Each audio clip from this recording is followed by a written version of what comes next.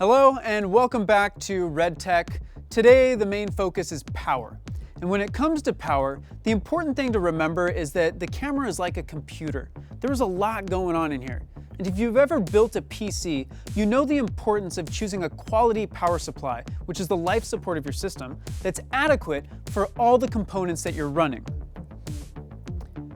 All right, so choosing a high quality power supply for a camera or a PC can mean the difference between a system that runs very well and one that suffers from crashes. For me, when it comes to troubleshooting out in the field, it seems that most issues can be traced back to being either cable related or power related. The fact of the matter is that using untested products can lead to frustrating issues on set. No one wants that. Because of this, like most other companies, we generally suggest that only first-party or approved third-party products are used, whether it's batteries, power distribution, plates, whatever. Basically anything that power passes through prior to entering the camera. You can visit red.com where we have a page with Red approved accessories and a listing of reputable accessory makers. We qualify the products to ensure that they play well with the camera and make certain that they allocate sufficient power for the brain to operate. This is very important.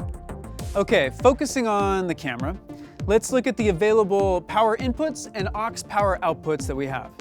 Our standard input is a 6-pin connector. The two small pins, 3 and 6, are there so that the camera can actually communicate with the batteries. For the outputs, we have several options depending on the modules that you're using. We have a standard 2-pin and P-tap. We do have a 3-pin Fisher on our new DSMC2 tactical top plate, but it's not powered and only intended for remote start. However, powered 3-pin Fisher is definitely on our radar.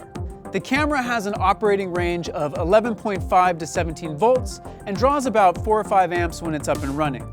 If the camera's seeing too little or too much power, it simply won't boot to protect the camera and your footage. When it comes to batteries now, onboards can deliver anywhere from about 8 to 12 amps depending on the model, or on the larger sources like a VCLX, maybe about 20. In many cases, this is totally adequate. However, on some larger builds where several accessories are being powered at the same time by a single brick, you may be riding the edge of what a single source can handle.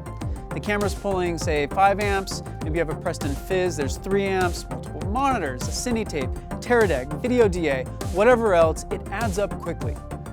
If too much power is being drawn away for accessories, or there's a sudden dip, you run the risk of crashing the camera. Maybe you lose your touch functionality, or your recording freezes. Maybe the camera isn't able to properly initialize when booting. This can result in errors. If it does happen, don't panic. Start your troubleshooting by checking your power. Maybe remove one accessory at a time to narrow down where the fault lies. It's good to check that you have a common ground for the system that you're using, and this includes your focus monitors, and that someone maybe hasn't plugged in a tea kettle into the camera's dedicated power. Okay, so starving the camera like this can happen with power distribution modules when everything's coming up at the same time. You have the cameras booting up, all the accessories turning on, and all 3 motors are calibrating the lens simultaneously. This is why our power modules and approved third-party modules actively ensure that the camera always receives the power it requires. It's also important to know that not all third-party power products will actually talk to the camera. This means that you may only see a voltage readout on the UI rather than having the option to choose between time remaining and percentage remaining. When there's no communication and a battery is fully depleted, the camera won't know to initiate its shutdown process, so it results in an improper shutdown. The improper shutdown is a message that you'll see the next time you boot up. It simply means the camera didn't have the opportunity to close everything out before powering down. Generally speaking, the camera will bounce back from an improper shutdown without affecting the hardware itself, but it is possible that your data may not have had the opportunity to close out the file. If this happens, you'll probably need to run Red Undead to recover the last segment of that R3D. This is the same reason that, when you cut the camera, you see the tally light turn yellow. This is the camera closing out that file that you just recorded. All right, so you can power down the camera by holding the button on the side of the body, but I generally recommend that you do so through the menus. This is because holding the button too long after the shutting down message appears is equivalent to holding the power button on your PC. It's a hard shutdown.